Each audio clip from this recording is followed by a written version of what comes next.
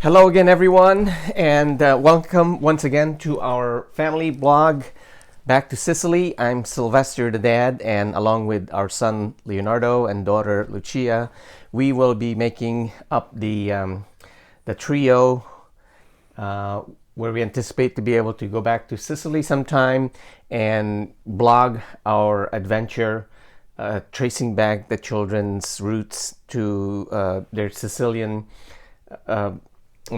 through their maternal great grandmother, who originally came from Caltanissetta, which is right here in the center of the island of Sicily. Anyway, without further delay, this is the series that we are calling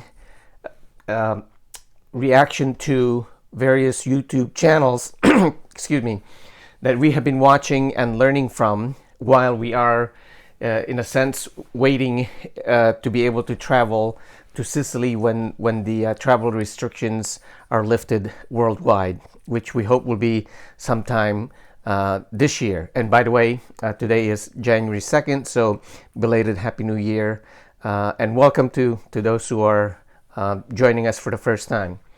And of course, I should say at the outset that I should be accustomed to this, to please hit the subscribe button for us and give us a thumbs up if you like the video.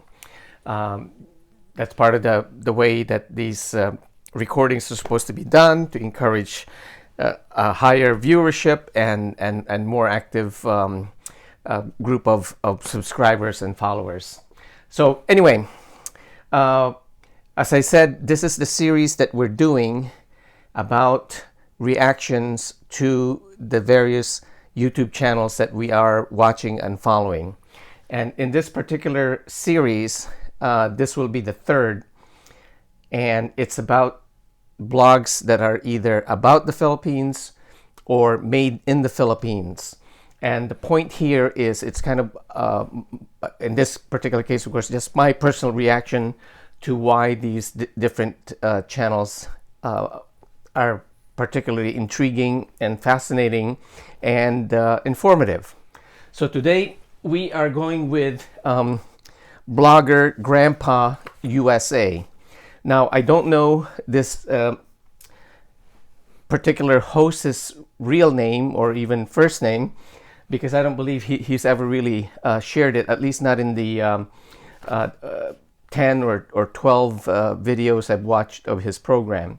But I find it interesting because, for one thing, with this group of videos that I've been watching, I always try to find some personal connection with the host or with a channel. And in this particular case, of course, this is an older Filipino who immigrated to the U.S. I believe in one of the videos he mentioned back in 1969, when he was in his late teens or early 20s. And of course, that's significant to me because 1969 is also the year that I left the Philippines when I was 12 years old. But in my case, I was actually born here in the States in Minnesota in 1956, and then my parents went back to the Philippines after they had completed their graduate studies at the University of Minnesota, where my middle brother and I were born. And so we're U.S. citizens by birth, but we did have this unique experience of going back to the Philippines with our parents and then growing up there, in my case from about age 2.5 or almost 3 really, until I was 12 years old. So that covered most of my elementary schooling up until first year high school back then, which would be the equivalent of 7th grade here in the U.S. Because at the time, in those days, the Philippines did not have the 7th and 8th grade, which I believe they have converted to that system these days. I think, I'm not really sure. Well, anyway, so finishing first year high school in the Philippines was equivalent to finishing 7th grade here in the U.S. And so when I came here in 1969, that September, I went on to 8th grade. Although I initially was sent to a high school, and then for many reasons. Again, it could be a subject of another blog. I did go back and finish 8th grade here in Connecticut, as a matter of fact. And then I went on to high school in the state of Massachusetts. So anyway, so back to our featured blog of the day. This is blogger Granpa, USA. And this man's blog is about his experience as an immigrant to the U.S., and I believe he had acquired U.S. citizenship, and then now has subsequently regained his Filipino citizenship, so he's a dual citizen. And that's number 2. Like as with his case, while I was born obviously a U.S. citizen, I did not acquire my Filipino citizenship until about 2 years ago, I believe, 2018, when through different family discussions and developments, I finally made the decision to file for dual citizenship, to get my Filipino citizenship through my parents, because apparently if you were born, there was a new law enacted in the Philippines, I don't know, maybe 10, 15 years ago, I don't really remember when, that if your parents were were Filipino citizens when you were born in the outside of the Philippines, you can, through this law, new Philippine law, acquire Filipino citizenship by, I think it's just a registration of the fact that your parents were Filipino citizens when you were born, even if it's outside the Philippines. Long story short, I now have dual citizenship, and I do have a U.S. passport and a Filipino passport. So that's sort of my second connection to blogger Granpa. The other fascinating thing about his channel, for me, of course, is the fact that he has had this extensive experience of having made a decision to, I guess, on a temporary basis, retire in the Philippines. So while I believe he, if I understand this correctly, he is a full-time resident of the U.S., but I think he and his wife bought a condominium in the greater Manila area. So they spend, a number of months there, probably during the colder months, the winter months. And then they come back to the U.S. To visit with their, it sounds like they have either 2 or 3 children, adult children, of course, and also grandchildren now. And I believe they mentioned either in the West Coast, maybe California or Washington State, I don't really recall. And I think they also have some, one of their children is in Massachusetts, I believe, is what I remember him mentioning.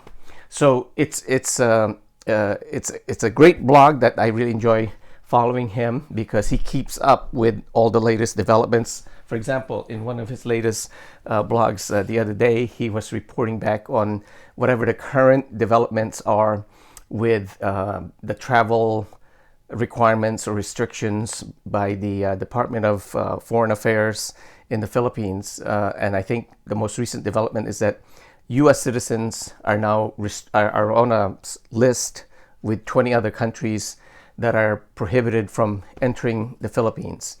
Although Filipino citizens and maybe even their foreign spouses are allowed to go back for a visit with all these strict restrictions for a 14-day quarantine in a hotel or an approved facility. So there are all these details that one has to follow.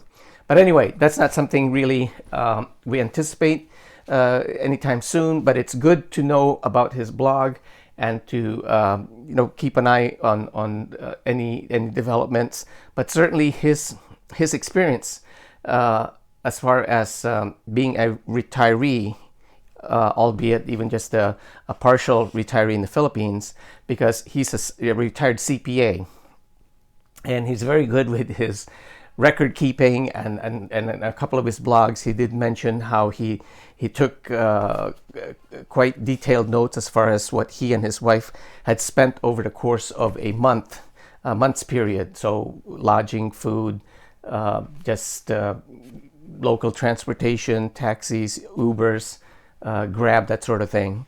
And so those insights are very, very, very, very helpful. And I really appreciate his blog. And so in addition to, the two particular personal connections that I have with him that I mentioned, that we left the Philippines back in 1969, and the fact that we really spent the last 40 years or so in the U.S. in different professional capacities. He, of course, was a CPA, and then he went into real estate, and so a lot of fascinating stories, personal stories that way, and personal histories. So, in conclusion, Blogger Granpa, USA is a Philippine-oriented blog YouTube channel that we have enjoyed following and watching and learning from. And of course, he has a very simple, like Mark Thornton and Steve from the Philippine channel, info channel. They just have a very simple sit down and talking to their speaking with their audience. So with that, we have 5 thumbs up for Blogger Granpa, and thank you very much, and we'll see you at the next blog.